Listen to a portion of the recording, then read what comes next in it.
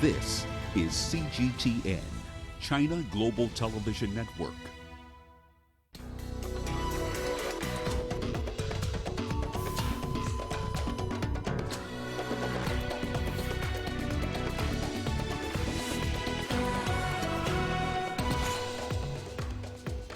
The death toll from a powerful quake that shook Turkey and Greece rises to 51 as search and rescue efforts continue. The African Union worried about a spike in coronavirus cases on the continent. And with 2 days to go, U.S. President Donald Trump and challenger Joe Biden stage rallies in battleground states as Americans break records with early voting.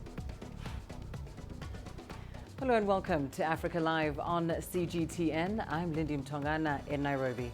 Also coming up this hour. Chinese domestic consumers expected to spend big on high-quality products during the Import Expo.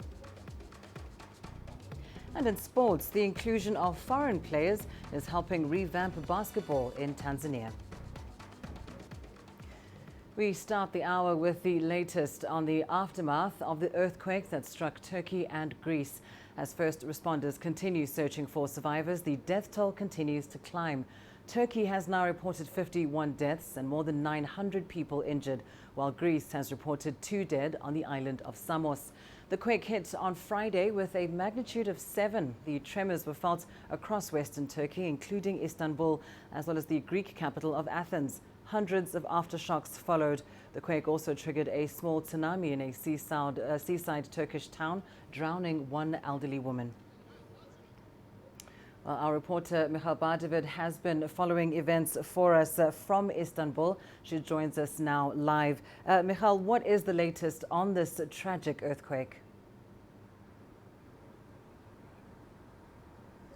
Well, right now it's been just about 45 hours since the earthquake took place, so we're closing in on 2 days now, but rescue efforts are still continuing. There are about 2,000 rescue personnel making their work through the rubble right now. They're focusing their efforts on 8 buildings that had basically had severe damage during this earthquake. Now, still there is hope. However, they do believe there might be some more people who are trapped under the rubble in these buildings, but we're still hearing incredible stories of survival. In the meantime, one man, for example, was pulled out of a flattened building 33 hours after the earthquake took place. Now, the death toll in Turkey has risen to 51, according to Turkey's vice president.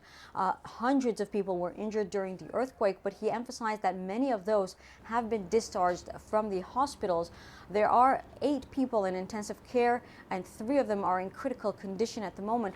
One main issue so far for people in Turkey is still aftershocks. They've recorded over 830 aftershocks that took place following the earthquake. And in Kuşadası, already this morning, 2 more aftershocks, one with a magnitude of 4.5, the other at a magnitude of 4.2 in the early hours of the day around 10 a.m. this morning. Meanwhile, experts are also carrying out damage assessment efforts in the field. They're trying to assess which buildings are safe for people to return to their homes, as people are quite afraid, terrified still in Izmir. Many people slept outdoors last night and the night before. Some of them spent the night at shelters that the government has been providing. 3,000 tents have been set up for the people who want to sleep outside or who need to sleep outside, because some of them are staying outdoors because they're still waiting patiently to see if there are going to be any more survivors from the people who have been affected. Others basically have had their homes been damaged, and others are just too afraid to return home. But we're going to be following this earthquake as still rescue efforts are continuing. Thank you so much, Michal Bardavid, live there for us from Istanbul. Now, Greek Prime Minister Kyriakos Mitsotakis has visited Samos Island, which was also struck by that quake on Friday. He's pledged swift aid. The quake left 2 people dead and a dozen injured on Samos. Officials say it also caused material damage to the nearby island of Chios. A state of emergency was declared on both islands. Well, let's turn now to an update on the coronavirus in Europe. After passing the grim milestone of 10 million infections, more countries are tightening restrictions. England heads into another lockdown starting Thursday. Schools, however, will remain open this time around. France will begin a month-long national lockdown as of Thursday night. Austria's lockdown runs from Tuesday to the end of November, and it includes a curfew. Greece, meanwhile, says it will have a partial lockdown from Tuesday, also with a curfew. Restaurants and bars will be closed in Athens and other major cities. Portugal has announced a partial lockdown that will cover 70% of the population. Well, British Prime Minister Boris Johnson says that under England's new lockdown starting Thursday, people must stay at home, except in cases where exemptions apply. Now, exemptions include work, education and exercise. Bars and restaurants, though, will be forced to shut down unless serving takeaway food. Restrictions are expected to end on the 2nd of December. Britain surpassed 1 million coronavirus cases after announcing nearly 22,000 new infections on Saturday. I'm under no illusions about how difficult this will be for businesses which have already had to endure such hardship this year, and I'm truly, truly sorry for that. And that's why we are going to extend the furlough system through November. The furlough scheme was a success in the spring. It supported people and businesses in a critical time. We will not end it. We will extend furlough until December. Well, for more on England's lockdown, we're now joined by CGTN correspondent Yolo Abdavid live from London. Yolo, another lockdown on the cards for England. What are some of the reactions across the country?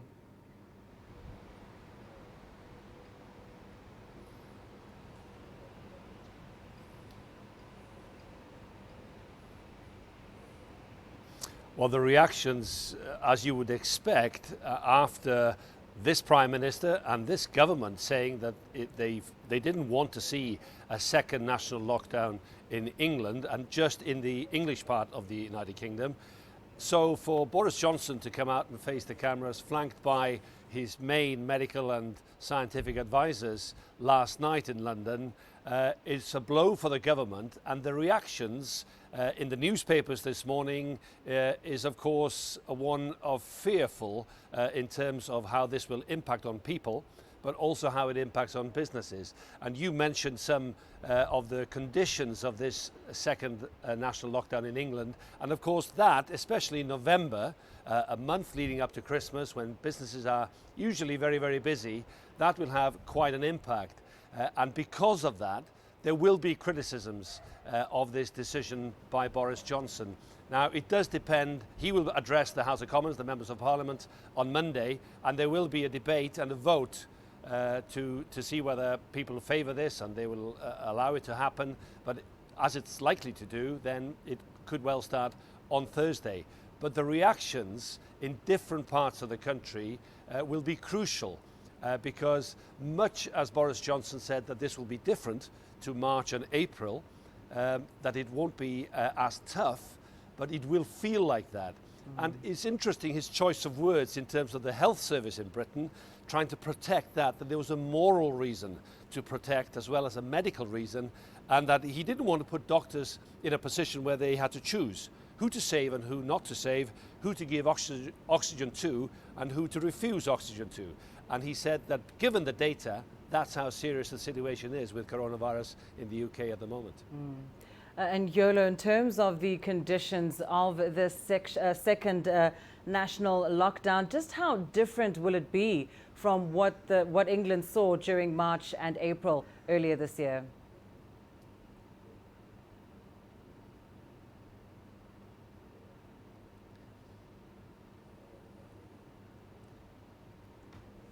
What's going to be interesting is the political ramifications potentially for the government, because there are 4 nations in the UK and 2 of those, Northern Ireland and Wales, already have their own national lockdowns. Now, there is a very long lockdown in the Republic of Ireland, which borders the north of Ireland as well. But what will happen now that there's a 17-day lockdown in Wales, but a 27-day lockdown in England? What will happen on either side of that 150-mile border between England and Wales, and how the police will be able to show that they are in control if people want to cross into restaurants and pubs and bars and shops which may be open on one side of the border and not on the other. There's that legal problem, and of course people will get annoyed about it. And then there is this case that we just heard from Boris Johnson saying that the furlough system to help businesses where wages of up to 80% of salaries are paid, that's been extended now once the lockdown has been announced in England. But it wasn't extended to the north of England. And there are regions in the north of England who asked for this support when they brought in the regional lockdowns, and it was refused. Wales also asked for it. The First Minister of Wales, Mark Drakeford, pointedly asked the Prime Minister to extend it, and it was refused. And now it's been extended for one part of the UK. The political ramifications are huge, and we will hear from within the ruling party of Boris Johnson's government also dissenting voices saying this is not necessary to shut down the economy because of this pandemic. So it could be a very difficult time for the government. And what is the sentiment coming from health institutions themselves? Do they feel that they have the capacity to cope with this new surge in coronavirus cases?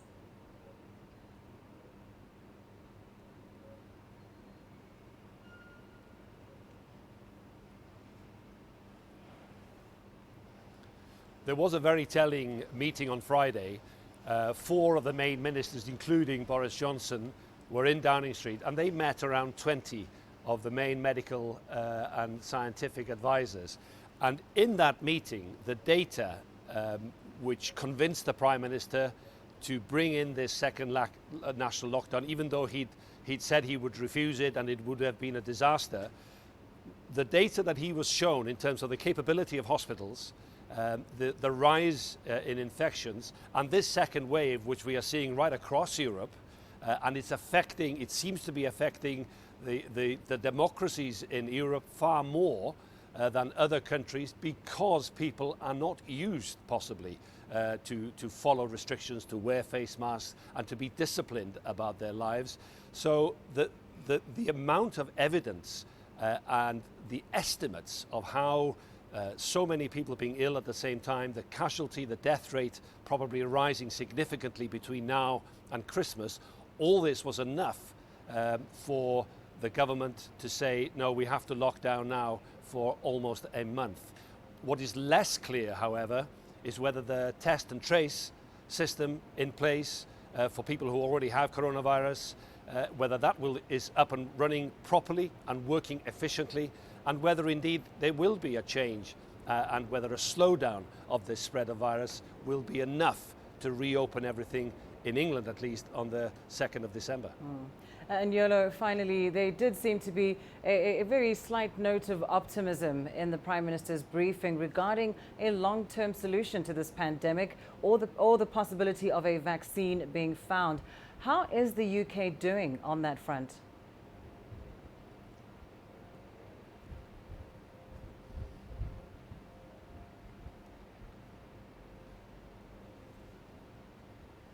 Well, you know, the UK, like many other countries, are trying with their scientists, many different scientists, different institutions, are really trying to get a vaccine.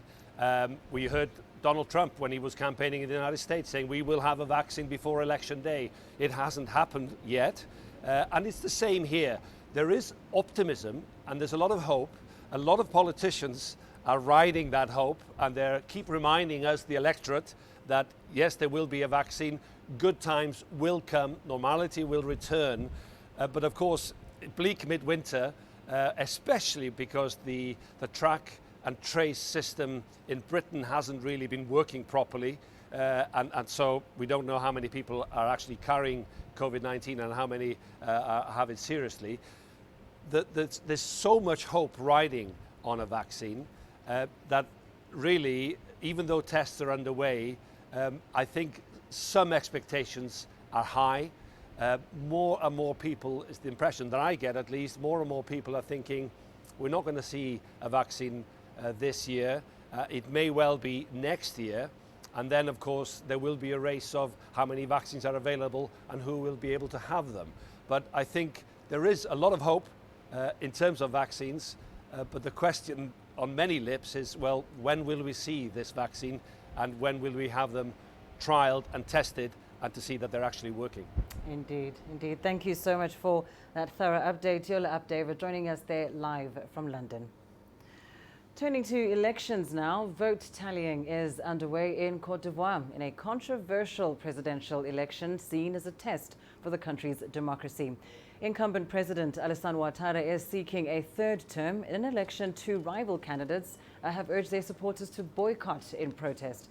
President Ouattara was set to step aside after his second term, but he said a 2016 Constitutional Court ruling allows him to vie for a third term.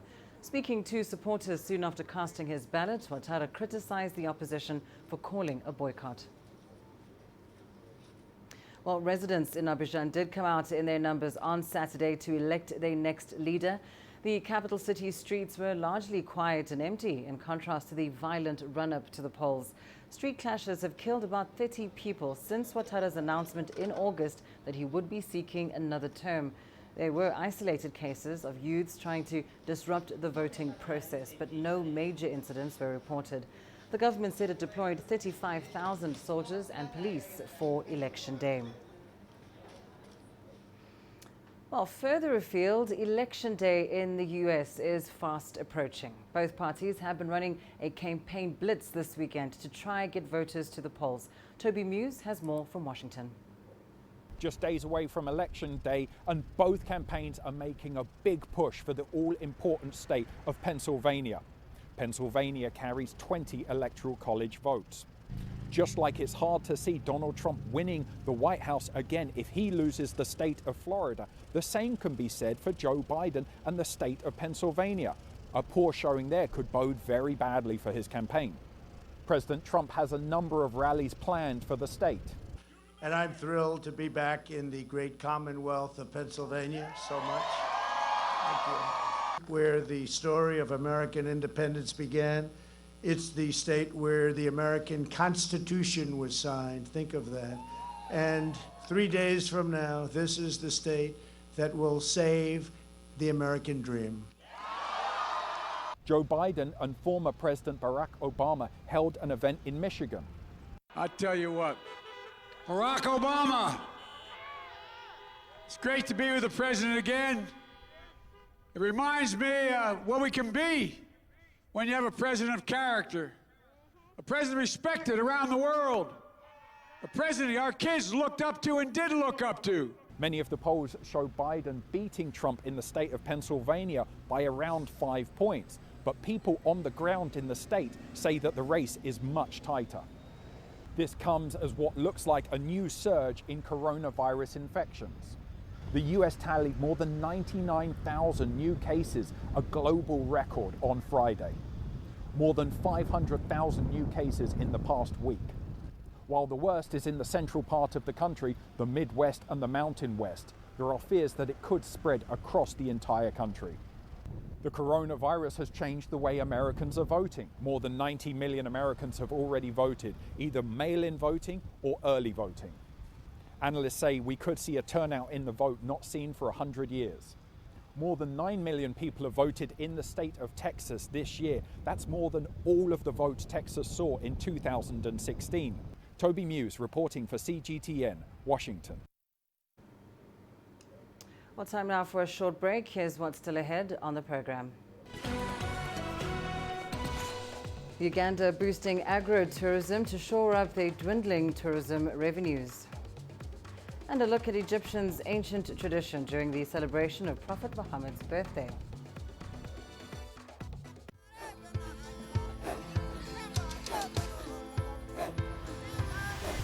Africa is a continent of diversity, with varied climates and enchanting geography, and a people so distinct, but with a shared enduring spirit.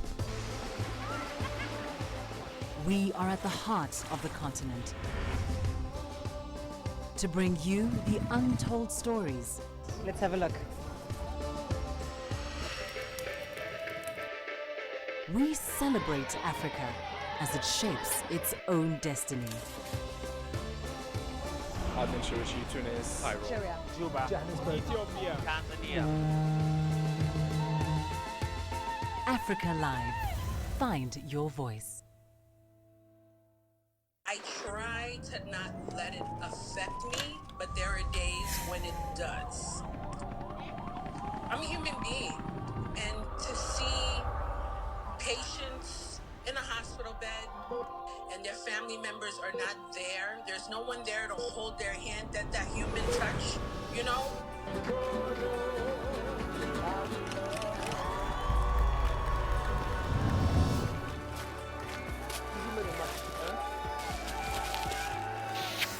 I just hope everyone can remember that the situation is not permanent and that everything will get better eventually.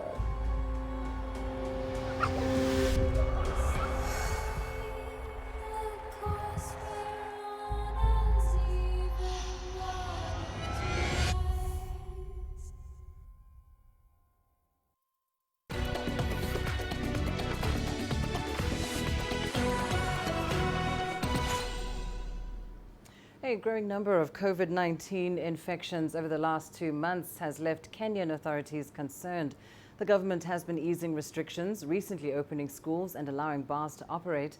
CGTN's Enoch Sokolia has the details.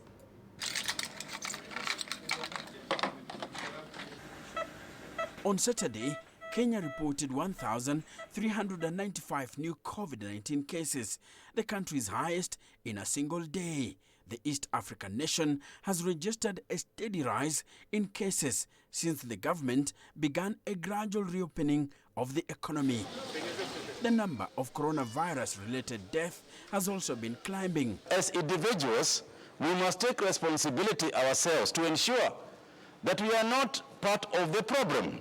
Do not drop your guard just yet. Now, this has been the message here in Kenya in recent days, even as the number of COVID-19 cases continue to rise.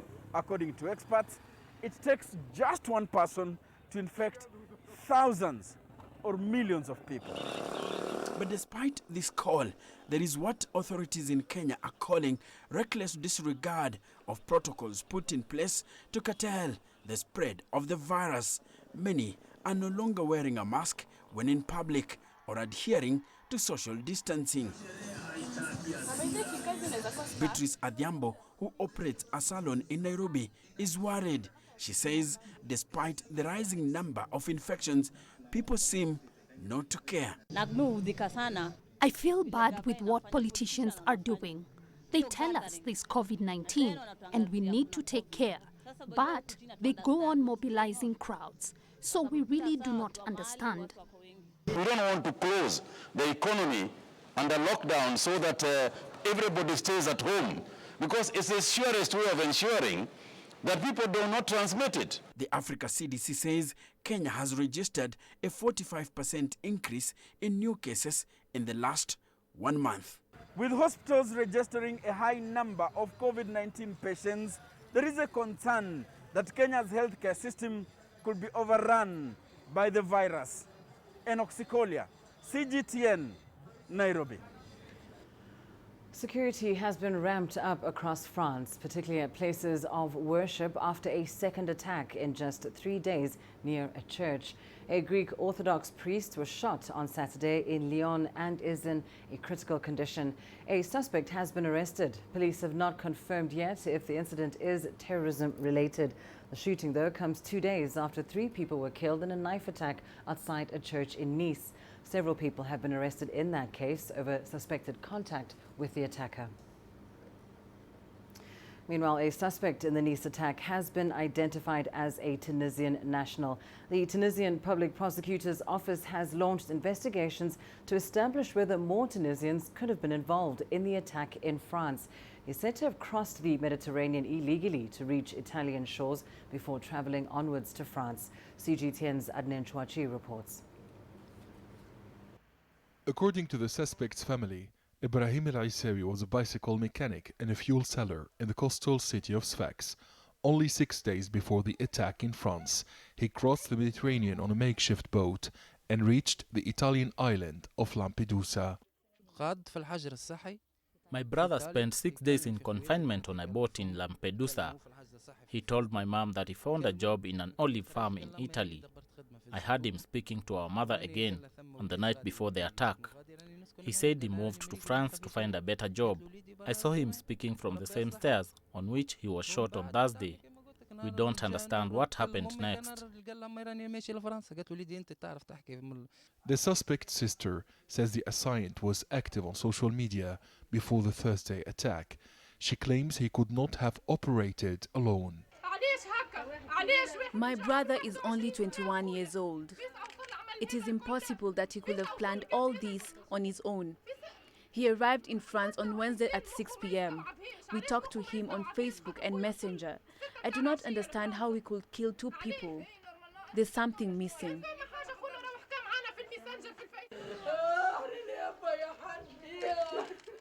The suspect's mother says that Islam forbids killing people. Qamar is crying for the victims who died in the attack in Nice. She is also sad for her son, who has been arrested and accused of committing a horrible crime. How did my son so quickly become a religious fanatic? How did he plan and prepare the crime? My son was never a criminal. Article 83 of Tunisia's organic law guiding the fight against terrorism and money laundering allows the Court of First Instance in Tunis to examine terror crimes committed outside the country. The Public Prosecutor's Office at the Judicial Counter-Terrorism Division has ordered a probe into the alleged existence of a terror group known as Al Mahdi in southern Tunisia and its potential involvement in the terror attack in Nice. Adnan Shawishi, CGTN, Tunis. The strongest storm of the year so far, Super Typhoon GONI, has made landfall in the Philippines. It reached the southernmost region of the main island of Luzon this morning. Authorities say more than 30 million people could be affected, and that's about a third of the country's population. Earlier, we spoke to reporter Gretchen Malalad in the capital, Manila. Almost 1 million people have been evacuated in the provinces in the Bicol region and the southern part of Luzon, and also here in the capital, Manila, which is the path of Typhoon GONI. Residents have packed their bags and are now at evacuation centers where they are safer. But you know, there are reports that there were 2 evacuation centers which had their roofs ripped off by strong winds. I'm here in the capital, Manila, and since 9 a.m. we have been experiencing heavy rainfall. While the typhoon now is bombarding the Bicol region, they are now experiencing strong winds. This is equivalent to a Category 5 hurricane. It is expected that damages to properties and infrastructures will occur, especially in dense city like Manila. The main hurdle in coping with this typhoon is the pandemic. Thousands of people are now in evacuation centers, and social distancing will be hard to follow. While the health department has deployed social workers to monitor evacuation centers and implement social distancing, encourage washing hands and wearing a face mask. But hundreds of people crammed in one place is very, very challenging. Libyans are trying to resume normal life after a landmark ceasefire agreement between the country's 2 warring rivals. Meanwhile, the United Nations is creating a process to evacuate foreign fighters from the North African nation. Here's Adel Al-Mahraoui with more. With a ceasefire agreement in place, displaced Libyans are starting to go back home. Walls are punctured and fields are covered with shells. Not too long ago, this was a war zone. The UN-brokered peace has been widely celebrated, but Libyans at home and abroad feared the civil war could reignite. We are very happy about the ceasefire. We just hope it lasts. 2 or 3 times before they reached a similar agreement, then a month or 2 later they started fighting again. Our families at home feel more secure. Business is picking up. They can travel between cities. We all want this to continue. I'm worried that it won't. I don't trust the militias and mercenaries. Peace is not in their favor. The UN Security Council has ratified Libya's permanent ceasefire agreement. Political dialogue is set to follow the military talks held in Geneva. Also expected is a Security Council resolution to hold accountable any aggressions from one side to the other. Meanwhile, the United Nations has given 90 days for the evacuation of foreign fighters. It's a sufficient period, but it could be subject to change, depending on the outcomes of the second political negotiations. Also, Turkey's compliance is essential. It criticized the military agreement. It also has a strong presence that could stand against it.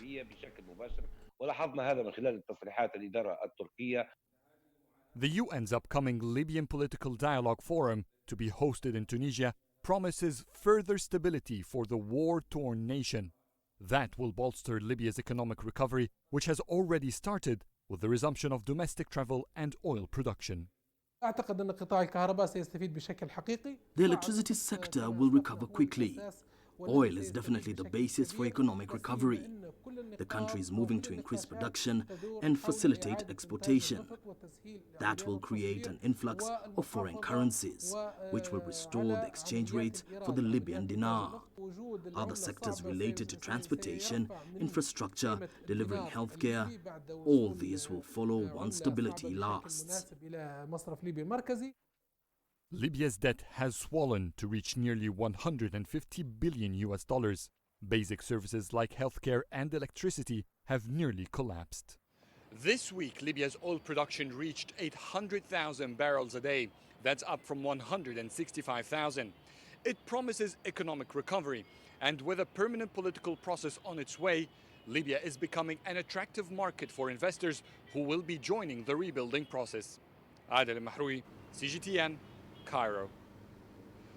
Muslims around the world have been commemorating the birth of Prophet Muhammad this week. The Prophet is said to be born in the year 571 AD. Every year, most Muslims commemorate the event by reciting the Holy Quran or singing holy hymns. But as Yasser Hakim reports, Egypt has a sweet addition to this annual occasion. Egyptians crowded at a sweets shop, but they're not just any sweets. They're made specially for the Prophet Muhammad's birthday anniversary. I buy the sweets here every year for the kids. They are fresh and prices are good. We then have lunch at home, enjoy the sweets, and then go out to celebrate. The sweets and festive mood is not a religious ritual. It's a tradition from the Egyptian culture, which always has its own flavor and unique celebrations. There's a wide range of treats here, some with nuts, others with Turkish delight, and more varieties too. They're all very sugary, and the most popular are the sugar dolls. There is demand this year, but not like before because of the pandemic.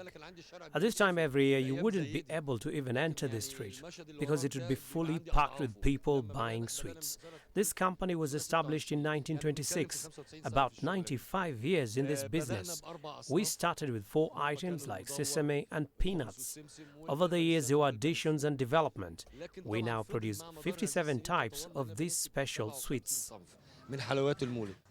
It is made by mixing the main item like sesame or Turkish delight with a lot of sugar.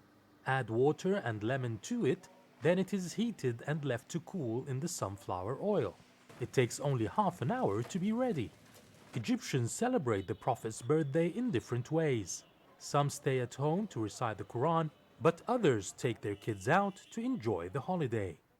I like the occasion because I spend the day with my grandchildren who enjoy the Prophet's sweets that I bought them. My grandparents and my parents used to do the same with me, and now I have instilled this tradition to my son, daughter, and grandchildren. But there are also special festivals that take place in many cities. Every year I like to go to Sayeda Zainab area where they sing religious hymns, play traditional music and build mini amusement parks for kids on the day.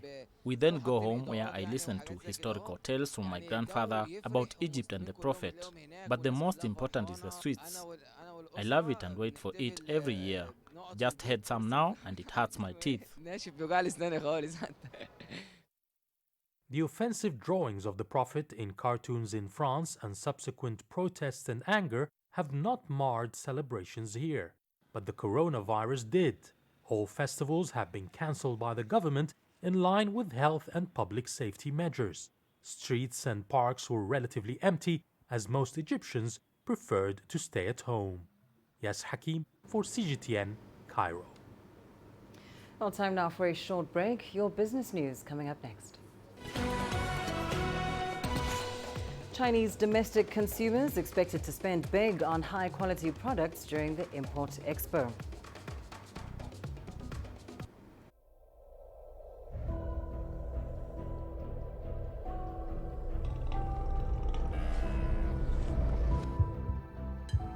This has taken me completely out of my depth, but at the same time it's exciting.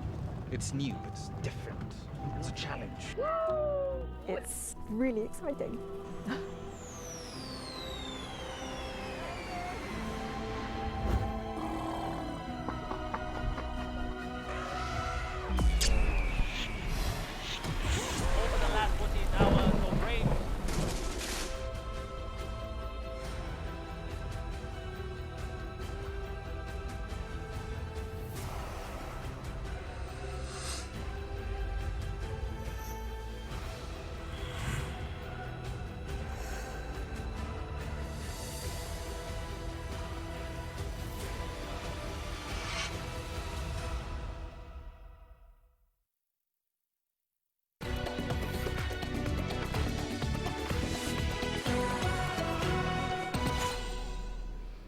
In your business news, southern China's Hainan province will host an international consumer products expo next May. Organizers say it shows China's commitment to continued opening up. Overseas products on display at the expo will be duty-free during the 4-day exhibition. It's all part of ongoing efforts to make the island an international center for tourism and shopping. The 100,000 square meter expo will include fashion, food, cars and electronics, and more than 100 luxury brands have been invited to participate. Hainan is being developed into China's biggest free trade port. Well, ahead of the Double 11 shopping festival, Chinese buying power is roaring back, and it looks like Chinese consumers are looking for high-quality foreign brands. CGTN's Sunye has more. The crowds and lines at this shopping mall in Shanghai are considered a tease for what's to come for the November shopping season. Among the biggest players, Tmall expects to attract at least 800 million Chinese consumers at home for what it called a global shopping festival. I'm buying skincare and cosmetic items like NARS and YSL. The trick is to look at the number of gifts instead of just the discounts. I only buy tried and tested products, for example, Chantecaille and SK2 lotion. We're looking at home appliances because we've just done a refurbishment. We could buy from Japanese brands that are reliable. With international travel largely stalled this year, analysts say spending on imported goods could see a disproportionate rise for this shopping season. China's nationwide retail sales have started to rise since August as international brands sped on the country's continued market growth. We're actually very confident that we will see a very positive turnout this Double 11. The Chinese consumer is resilient, and for us a big benefit. The Chinese consumer is more and more looking to improving the quality of life. Now it is all about offering solutions that address unique unmet needs of a consumer. These are the type of solutions that we believe the Chinese consumer not only has an appetite for, but also is willing to pay more money for. As the Chinese economy bounces back from COVID-19, the company says it expects consumption boom to continue beyond November. Sun Ye, CGTN, Nanjing. Well, like most countries hit by COVID-19, Uganda is now trying to find ways to rescue its faltering tourism sector. The absence of international visitors in particular is hitting the industry hard, despite travel restrictions being lifted in much of the continent. Uganda fears the sector could lose some $2 billion this year, but boosting agro-tourism could help rescue the situation. CGTN's Hilary Ayesiga has more. That's what is happening here. An agriculture research institute isn't an obvious tourist destination, but here Ugandan scientists are showcasing a variety of crop and animal species. Agro-tourism is becoming very critical, and people are now coming in willing to pay money to learn more about agriculture. Agro-tourism in Uganda involves touring coffee farms, visiting fruit and vegetable farms, staying in rural bed and breakfasts, and experiencing life on a farm. Scientists here believe demonstration farms like this one will help the locals know more about their favorite foods and how they are grown. Each visitor here pays about $3 as an entrance fee, and some say it's worth every penny.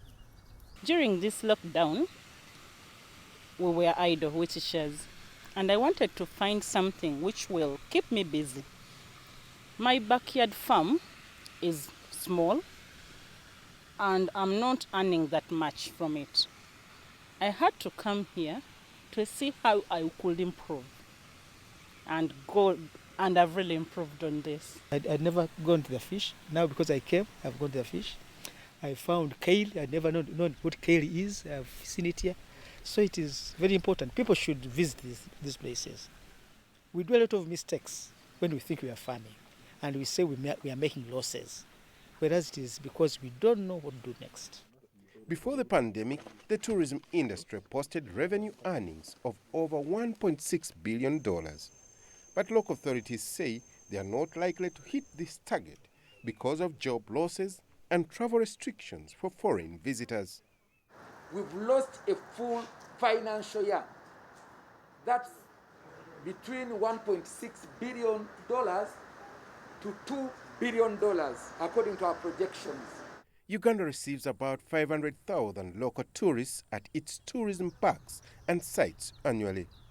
So while boosting agro-tourism could well help push that number higher, it won't make up for the massive loss of revenue from international visitors. Hilary Isga, CGTN, Mukono, Central Uganda. Well, we're all about vintage cars up next. CGTN's Mohammed Abubakar takes us to Egypt for a ride on some of the cars that have earned a significant place in automotive history. Syed Sima is passionate about vehicles, and not just any. He's into vintage and classic cars. Sima's love of vehicles all started when he was around the age of 25. He was attracted by their beauty and rarity. They were also relatively cheap at the time. Today, Sima has over 100 vintage cars to his name. He particularly has a special affinity for this early 1900 Urban, which takes pride of place in his collection. He acquired the car, which he fondly described as a piece of antique, in the 1980s. This is a rare car that's entirely a piece of antique. If you look, you can see the whole car is made of wood and coated in steel. If you look here, this part is all made of wood, coated entirely in steel. The compartment is all made of wood, even the ashtray. It's a rare car. The steering wheel is also wooden. That is something rare. It hasn't happened a lot. The meter also spins. It indicates 10, 20 and 30, not just an ordinary indicator, but spins. Sima has also obtained a car that was once driven by former Egyptian President Anwar el-Sadat, whose presidential car was a black 1975 Chevrolet Impala.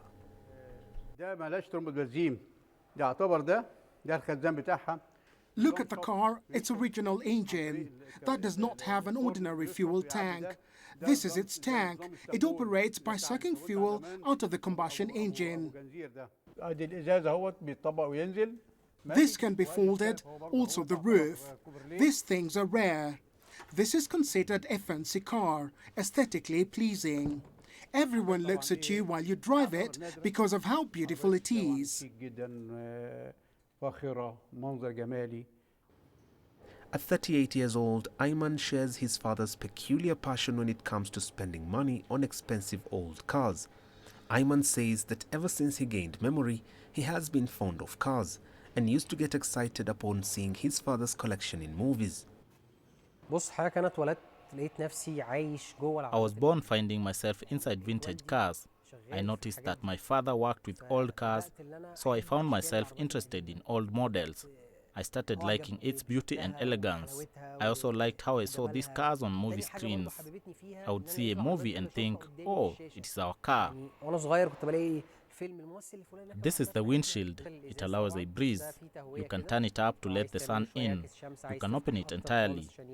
You can get a breeze in if it is hot outside. It opens up till the very end. These cars were slow compared to newer cars. Its brakes were made of steel, operating in a way that lets the car slow down. So if you wanted to brake, you had to pull the brakes by about 4 or 5 meters ahead. For other car collectors, it may be the case of having the very best of every car they get their hands on. But for Sima, it's much more than an automobile. It's a little slice of history. Mohammed Abubakar, CGTN. And now to something a little unusual. Diamonds from greenhouse gases. A UK startup says it's using renewable energy to suck pollution out of the air and turn it into precious stones. Let's take a look.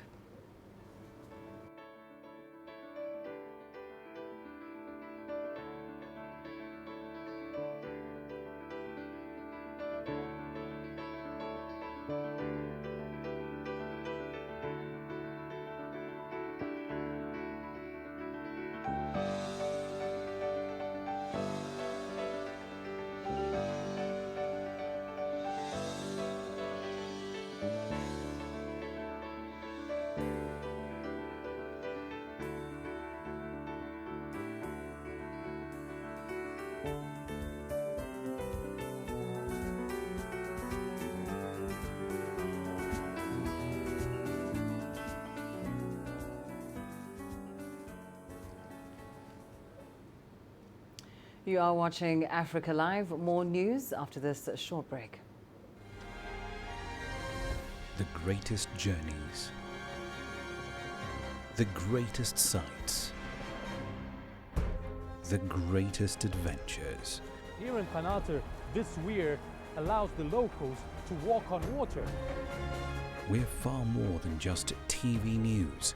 We're your passport to the wonders of Africa. To bring you stories of struggle, survival and hope.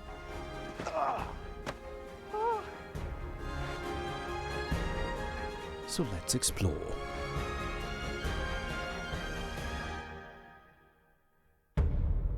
CGTN. See the difference.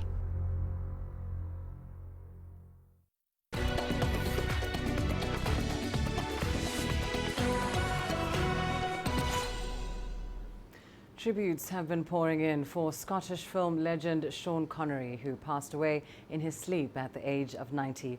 He's best known, of course, for being the first actor to portray James Bond on the silver screen. Robin Dwyer has more. Scottish film legend and the man director Steven Spielberg once described as one of the top 5 actors in the world, Sean Connery has passed away aged 90.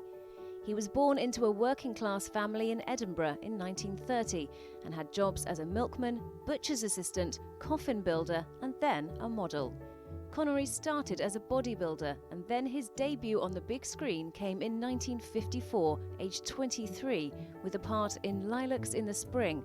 Since then, his movie career lasted an incredible 7 decades. In the 60s, he'd starred in blockbusters such as Anna Karenina, The Longest Day and Macbeth, but it was another role that launched Connery as a suave global superstar. He was cast in the first ever adaptation of a series by Ian Fleming, James Bond. He first wowed audiences as the martini-loving British secret agent in 1962's Terence Young-directed Dr. No. Within a decade, he'd starred as the lead role in 6 Bond films and later reprised his role in 1983's Never Say Never Again. Connery famously admitted while making the 3rd movie, Goldfinger, that the Bond character was a dull, prosaic English policeman when all of the exotic touches were removed from his character. He went on to win an Oscar, 2 BAFTA Awards and 3 Golden Globes. Named by many as the greatest 007 ever, it wasn't just his acting skills that were getting him attention. His smooth demeanour meant he was a huge hit with the ladies. In fact, Spielberg has his own theory, famously saying, "From the moment Sean Connery introduced himself as James Bond, he became the man all men wanted to be, and the man women wanted." Sir Sean died in his sleep while at his house in the Bahamas, and it's understood he'd been unwell for some time. Robin Dwyer, CGTN.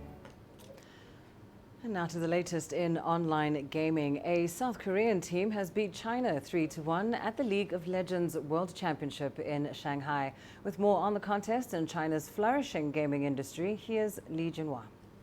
That was a hard-fought battle. After nearly 4 hours, South Korea's Star One Gaming was announced the winner of tonight's game. South Korean teams used to be the champions for 5 consecutive years, from 2013 to 2017, and tonight they have clinched another big victory, and they are going to bring that trophy back to their home country. China's Suning was widely considered a black horse, but it suffered a defeat in the game with South Korea, which is traditionally strong in online gaming. For the previous 2 years, Chinese teams were world champions, and the country's online gaming industry had been growing continuously. In the first quarter of this year, sales in China's gaming sector grew by more than 25%. Mobile games accounted for 3/4 of the total revenue, and the pandemic has brought a mix of challenges and opportunities. For some players, it's difficult when they want to play in cyber cafes and PC cafes. You know, that's where a lot of players play, so it's difficult in the pandemic. On the other hand, in certain places in the world, people are stuck at home more often, and so they play more games. So for us, it's actually been pros and cons. I don't think we've benefited from the pandemic, but we didn't suffer as much as maybe other industries. Overall, China's online gaming industry saw its steady growth of more than 15% in the last 5 years. In the long run, it's still on the rise.